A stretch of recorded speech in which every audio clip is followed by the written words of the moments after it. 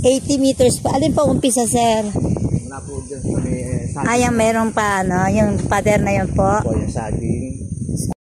Oo, yung anuhan lang siya ng tubig. Pero walang ilat talagang walang ano yan.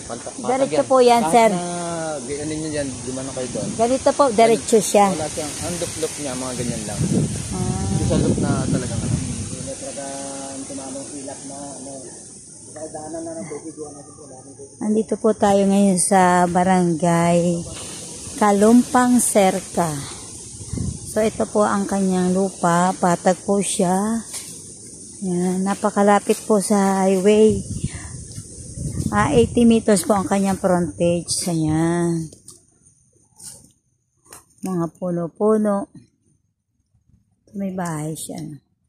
Sir, kasali po yung bahay doon? Hindi, gilid lang. Hindi. Hindi nakasali yung bahay. Bali, lulok po yan. Ay, usod lang. Magkakaroon, parang ito bahay.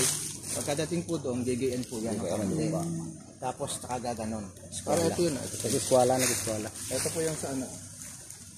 Basta ito patag to. Bali, ito po yan. Dati. So, parang ito po yan. So, Ayan yan. ito yung daan. Yan, title po yan. Alin po yung may guhit na kulay orange? Yan po Yan yan. mismo na ano, ito. Yan po yung property.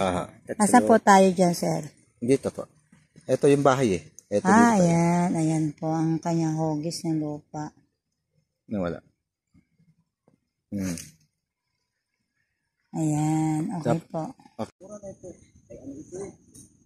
Oh, ayan.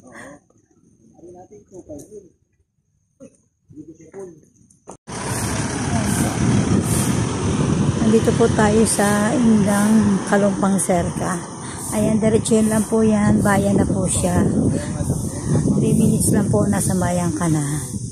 Ayan. So, ayan po. Napakaganda po ng kanyang area. Dito lang po sa Kalumpang Serka. Ayan. Patag po to. Ayan.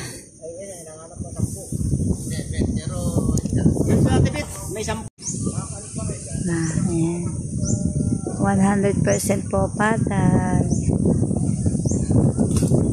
Kalumpang Serka. Ayan. 3 minutes lang po papunta sa bayan. At pa po ang property na 4.9.